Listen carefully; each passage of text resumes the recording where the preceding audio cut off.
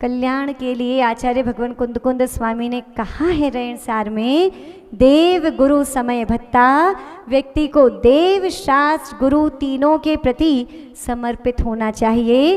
देव शास्त्र गुरु तीनों का भक्त हो तभी वो मोक्ष मार्ग पर आगे बढ़ सकता है। तो स्वयं कभी भी ये नहीं सोचना कि हम देव को मान ले, शास्त्र को मान ले, गुरु को मान ले, किसी एक को मान ले, किन्हीं दो को मान ले, तीनों को मान करके ही कल्याण होगा। ये बात अपने मन और अपने मस्तिष्क में रख लेना। देव कौन से? वीतरागी देव। शास्त्र कौन से? आप्त प्रणीत ग्रंथ जो आचार्यों द्वारा लिपिबद्ध हो। और गुरु कौन? निर्ग्रंथ गुरु। वे निर्ग्रंथ गुरु जो एक बार दिन में खड़े होकर के आहारचर्या कर पा रहे हैं, केशलोच कर रहे हैं, जिनके पास पीछी कमंडलू है, पग विहार कर रहे हैं, ये गुण दिख जाएं तो उन आचार्य, उन उपाध्याय, उन साधु इत्यादि के आगे नतमस्तक हो जाना चाहिए। आचार्य दामनंदी स्वामी ने तो चिन्ह कहे, पिछी कमंडलू, एक बार आहार, निर्ग्रंथ मुद्रा और एक बार केशलोच। इसके अलावा श्रावक को कुछ भी देखने की आवश्यकता नहीं। यदि देख रहा है तो वह श्रावक अपने पद, अपनी क्रिया से स्खलित हो रहा है। एक बात हम आपसे पूछते हैं, श्रावकों के कितने मूल गुण होते हैं? कितने मूल गुण होते हैं? 8 मूल गुण। सबको याद भी हैं? याद है ना जी।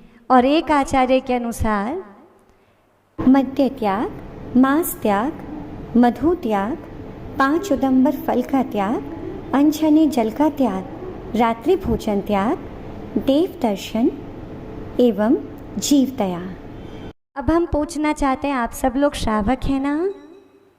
सब श्रावक हैं। तो कितने लोग इन 8 मूल गुणों का पूर्ण तरह से पालन कर रहे हैं?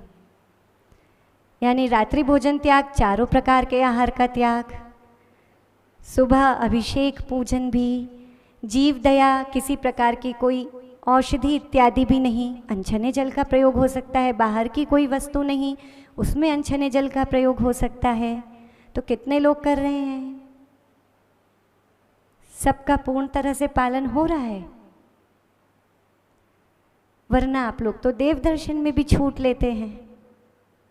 महानुभाव, आप श्रावक हैं, श्रावक अष्टमूल गुण का पालन भी निर्दोष नहीं कर पा रहा, पंचम काल है। फिर आप जब पंचम काल के श्रावक हैं तो चौथे काल के साधुओं को देखने के लिए क्यों निकलते हैं? जब आपके मूल गुणों में दोष लग रहा है तो क्या साधुओं के मूल गुणों में दोष नहीं लग सकता? आप तो मूल गुणों में दोष लगाने के बाद भी चतुर्थ काल के बड़े श्रेष्ठ श्रावक हैं, आपसे साधु अवंदनीय हो जाते हैं, आपके द्वारा निंदनीय हो जाते हैं। क्या ये उचित है? नहीं। महानुभाव, आप सब लोग श्रावकों का ये कर्तव्य है, हम नहीं जानते आप ऐसा क्या पढ़ते हैं और क्या सुनते हैं कि आप भटक जाते हैं, किंतु हाँ, क्योंकि आर्ट ऑफ थिंकिंग है, अपनी सोच को हमें समीचीन करना है, हमें पतन के गर्त से गिरने से बचना है। देव शास्त्र गुरु तीनों के प्रति भक्ति वैसी ही रखिए। हाँ, इतना हम ज़रूर कह सकते हैं कि जहाँ आपको नहीं रुच रहा, आपकी भक्ति में थोड़ा ऊपर नीचे हो गया, वो भी श्रावकों के लिए नहीं कहा विशेष रूप से, फिर भी थोड़ा बहुत अंतर आ गया, कोई बात नहीं। भक्ति में ज़्यादा कम का अंतर आ गया, कोई बात नहीं, पर मेरी तो भक्ति ही नहीं है, ये बात आपके पतन को सूचित करती है, आपके श्रावक नहीं होने को प्रमाणित करती है। इसीलिए इस पंचम काल की आंधी से बच कर के रहें, किसी भी ऐसे बहाव में ना बहें। एक बार 2014 की बात है, अजमेर में पूज्य गुरुदेव का चातुर्मास था। प्रवचन के बाद शंका समाधान होता था। वहाँ पर किन्हीं महिला ने प्रश्न किया कि आचार्य भगवान, उन्होंने कुछ बातें बताई और बोली, आचार्य भगवान हमें बताइए कि अब ऐसे में हम साधुओं की वंदना करें या ना करें, और करें तो क्या गिने चुने साधुओं की।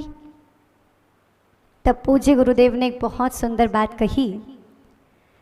आप लोग पूजा में पढ़ते हैं, अगर हम 3 रत्नों की बात कहें तो साधुओं के 3 रत्न कौन से हैं, और श्रावकों के?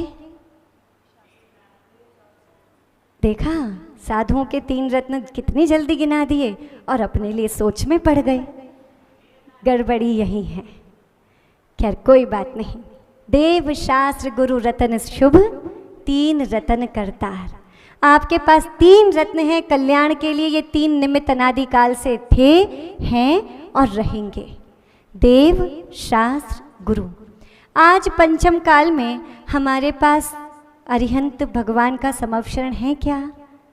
अरिहंत देव हैं क्या? नहीं है ना। शास्त्र हैं किंतु समझ में नहीं आते जब तक साधुओं के पास ना पहुँचे। अब बचे कौन? गुरु। आचार्य भगवान पद्मनंदी स्वामी ने पंचविंशतिका में, पद्मनंदी पंचविंशतिका में लिखा है, भैया पंच परमेष्ठी के स्वरूप में परिगणित होने से ये साधु ही भगवान हैं। आगम चक्षु साहु, आगम चक्षु होने से, शास्त्रों के ज्ञाता होने से वे ही शास्त्र हैं। सन्मार्ग बताने से गुरु तो वे हैं ही। यदि गुरु ना हो तो देव और शास्त्र का अस्तित्व भी खतरे में पड़ जाएगा। यदि गुरु ना हो तो जैन समाज बन करके नहीं रह सकती। यदि गुरु ना हो तो जिन शासन की प्रभावना नहीं हो सकती। यदि गुरु ना हो तो मोक्ष मार्ग जीवंत नहीं हो सकता।